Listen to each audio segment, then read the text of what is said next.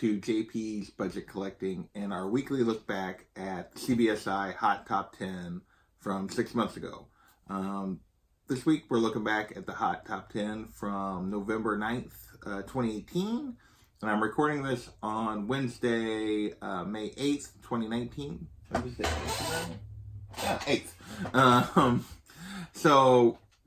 And I just always put the dates in so you guys know when this information is most relevant, because an announcement tomorrow could change some of these things. But so that is our plan. We're going to look back at the list from November 9th. I am going to give you guys a quick update on this. The list for next week happened to occur during the week that Stan Lee passed away. So CBSI did not do a Hot Top 10 or a traditional Hot Top 10 for November 16th. They did a Stan Lee kind of tribute list. So I'm going to take advantage of that and take a week off. So next week there will be no Hot Top 10 video, but I will be back the week after, and I might drop something else in its place next week. We'll see. But I'm going to kind of take an opportunity to take a break from the Hot Top 10 list next week with that list being just about Stan and not about hot books necessarily. So without further ado, we are going to jump into that list from November 9th, 2018. This list has a lot of independent books on it. Almost exclusively independent books. Well, no, there's like 3 non-independent books, but yeah, but there's 7 indie books on this. Some of which have continued to do well, some of which have not. But let's get into the list. At number 10, we have a repeat from last week's list, and that's Thanos number 11. And this is the first appearance of the Fallen One. And this appears to be, last week I told you I couldn't really determine why this book was spiking back in November. It appears to be just general spec about the fact that Marvel is getting Silver Surfer and MCU and Galactus and all those kind of stuff. And the Fallen One, this was the Fallen One's first appearance, and the Fallen One was the first Herald of Galactus. That seems to be the spec that was driving this. Back then, well, on last week's list, it was a $20 book. For this week's list, they were listing it at $30. It was going for $30 plus. But now, still holding strong at about $20, $15 to $20. Only one recent 9.8, it went for $100.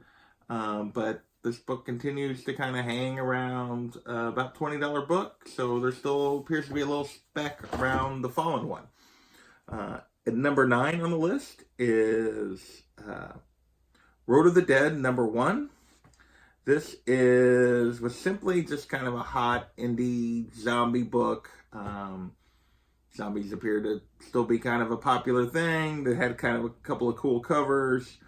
Back then, the regular cover was going for $10 to $15. The black and white version of that was going for $20 plus. Now, basically, this book, I think the series was only 3 issues, maybe 4. It's ended. There really wasn't much to it, I don't think. But it was really that great. I mean, I think it was an okay story, but nothing spectacular. It's now can be had for cover plus shipping. So well under $10. The black and white, I couldn't find any sales listed recently, but the current listings for the black and white were still in that $20 to $30 range, but I hadn't found anybody that was willing to pay that. At least in the last 3 months on eBay, there are no slab sales recorded on Go Collect or eBay that I could find. So that was number 9 on the list, Road of the Dead, number 1. Number 8 on the list is Star Wars Han Solo Imperial Cadet, number 1. The 1 in 50 Luke Ross cover. And this, just like a lot of these Star Wars incentives, so under-ordered, hard to find. Star Wars fans are a bit of a nut, or are kind of nuts. They love their comics, they love their books. I'll be perfectly honest, I don't necessarily understand this one. It's not really that cool of a cover to me for a 1 in 50. but right out of the gate, it was a $75 book. Since then, it has cooled. The last two sales, well, not really much. It's pretty much maintaining, I guess. The only two recent sales I could find were for $50 and $60. But so they're still selling for that, although there's actually 3 currently listed on eBay for $43 plus shipping. But there's also only 5 total listed. So it's pretty hard to, there's not a lot of them out there, it doesn't appear. No slab sales that I could find for this book yet. But again, like some of these Star Wars incentives that have like taken off and done really well, I've understood the covers have been cool. This one I'm not necessarily getting, but hey, to each their own, I guess. I'm not sure why I would pay $50, $60 for this cover, but that's just me. At number 7 on the list, we have Transdimensional number 1. This appears to be, from TPub Publishing. And I guess it was just a very low print run, hard to find indie book that had a little bit of a buzz. So right off the bat, it was going for $15. I can only find one recent sale, and that went for less than $10. There are 4 listed currently from the $10 to $15 range, but so there's not many sales, not many listed. I think it's still kind of a hard to find book, but I don't know that there's much heat to the story or anything like that that are driving prices at this point. I think it's just somewhat hard to find. So that was Transdimensional number 1. Next up at number 6 on the list is another of the last of our non-indie books on this week's list. And this is Young Allies number 6, the Art Adams 1 in 15 variant. And this is just a hard to find variant. Despite only being a 1 in 15, I don't think there was a lot of orders for Young Allies. It's just not out there very much. It's an Art Adams headlight cover that people appear to like, I guess. Then it was going for raw copies sold for $300. A raw copy sold for $300. I could not find any raw sales in the last 3 months on eBay. There were no raw books listed on eBay. The only 2 listings for this book I could find on eBay were a 9.6 that was listed at $420 and a 9.4 that was listed at $350. And I couldn't find any recent slab sales either. So there'd been no slab or raw sales in the last 3 months of this book. There's only 2 books listed. And yeah, so this just, I think it's just kind of a rare book that enough people like, and it's rare enough that it's producing pretty decent prices. So with that, let's move on to our top 5, and it is completely dominated by indie books this week. First up is Invisibles number 1. This book spiked because it was basically an option for a TV show. This is a Grant Morrison book. So basically it went from dollar bins to $15 to $20 when the option news came out. Now it's basically a $5 to $10 book. So it's not back to the dollar bins yet, but might be in some places. But it's down to like a $5 to $10 book. There's only one, but here's the thing. So you can get raw books all day for $5 to $10 on this one. But I can only find one 9.8 slab sale, and this was back in mid-March. And it's the only slab sale I could find, period. And someone paid $400. Why? I saw that and I was like, what? That can't be right. And I saw that on Go Collect, and I did some more research, and yes, someone paid $400 for Invisibles number 1, when you can get raw copies for under 10. Do a little research, people. That's all I can say. So with that, we're going to move on to number 4 on the list, and that is Survivors Club number 1. This was a Vertigo title that also got optioned. So like Invisibles #1, it's up from a $1 bin book to in this case, a $20 to $25 book. This book is still like going for $5 to $10. So it's also dropped back to the $5 to $10 range. People are generally asking 10 to 15 for it. They're asking a little more for that. They're not asking 10 to 15 for Invisibles. They were still, they was under 10 for all those asking prices. But for this one, they're asking 10 to 15, but it's not going for more than 10. It hasn't went for more than 10 in quite a while.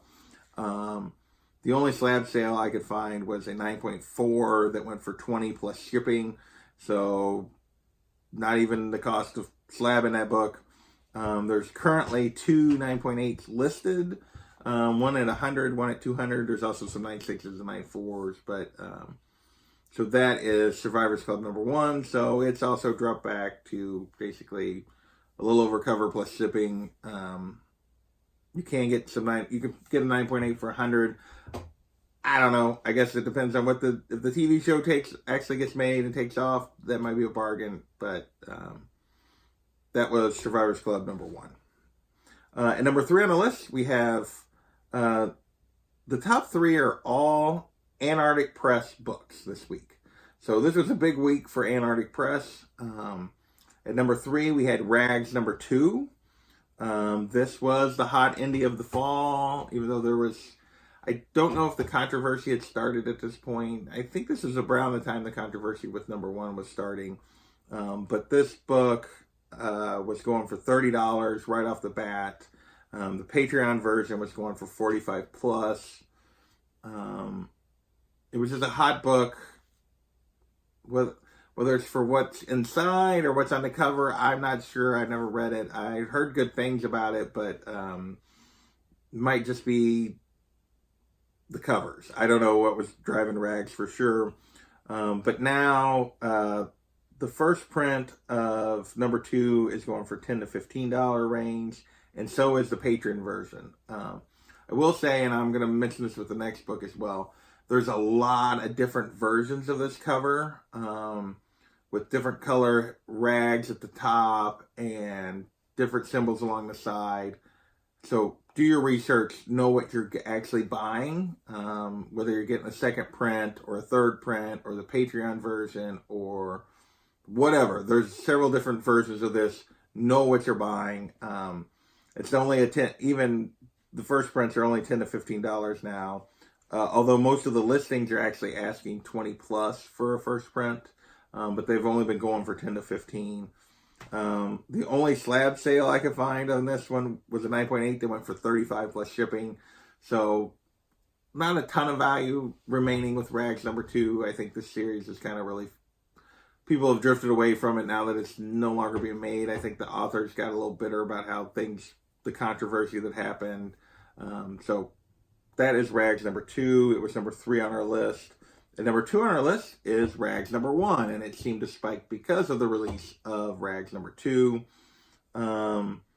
So it jumped to, raw copies were going for $75. 9.6 slab sold for $150. This one, Rags #1, has, unlike #2, has held its value for the most part. Raws are still going for that $45 to $60 range. Interesting though, 9.8s have really come back to earth. There were 4 9.8 sales on Go Collect from basically November through the beginning of March. 3 of the 4 went for over 300. The other one went for 200. Since then, there's only been 2 sales in the last month and a half. Well, almost 2 months now. One was for 150. The other was for 120. So the 9.8s are coming back to earth. You're still getting good value. There's still good value in terms of, $45 to $50 to $60 for a raw copy of #1. But like Rags #2, and actually worse than Rags #2, there are a billion different versions of this. There's the Patreon version again. There's actually multiple Patreon versions because there's different color rags written at the top. There is multiple printings of the Antarctic Press version. There's just a lot of different variations of this cover. Second prints of number 1 are a $5 to $10 book, whereas first prints are a $40 to $60 book. Know what you're buying. Make sure that you're looking for, make sure you know which cover you actually are looking at so that you can price it appropriately if you're trying to get it on rags. That's all I'll say. Number 1 on the list was another Antarctic Press book, but it was not rags. It was Punchline number 1. And this was, the question was this the new hit for Antarctic Press? The cover I'm showing here is the B cover. I'm now going to flash up the A cover. So there's 2 different covers. Again, with these, there's a couple different versions, so make sure the writing is on the Punchline is pink. Those are the first prints for both covers. Then out of the gate, the A cover was going for $25 to $30, as was the B. Now the B cover can be had for $30 plus. The A cover is actually a little more, it's going for a little more. It's going for $40 plus. But like I said with the thing, you got to watch out for different versions. And there is also a free comic book day version of the B cover, in addition to those initial multiple printings. So again, just make sure you know what you're looking at, what you're buying with these Antarctic Press books. There seems to be a lot of very similar versions of these covers, just different color printings, which is not that unusual with second and third prints. But just need to be aware because the value definitely varies quite a bit between, second prints of this book are under $10. So just make sure you know what you're doing. And free comic book day are $1. So, but there's only been a couple of slab sales, none for the cover B. The other 2 were for the cover A. One went for $40, one went for $90. This appears to be still a fairly popular book. There's still several sales, and a lot of them listed. I don't know anything about Punchline. That was why I grabbed the free comic book day version. But that was before I even noticed it was on this list. So that is our list for this week. Again, very dominated by indies. A couple of hot indies that came out of the gate and did nothing in Road of the Dead and Transdimensional. A couple that were option news for Invisibles and Survivors Club that basically dropped right back down after the spike around the option news. And then we have Rags and Punchline, 2 Antarctic Press books that Rags had quite a bit of controversy. I think still holding on for number 1, but number 2 is not really holding much value. Punchline seems to also be going pretty strong. So that was this week's list. Thanks again for watching. And a quick reminder, there will be no list next week because CBSI didn't produce one for that week. And I'm going to use that as an opportunity to take the week off. So appreciate everybody watching. We will talk to you later. Bye.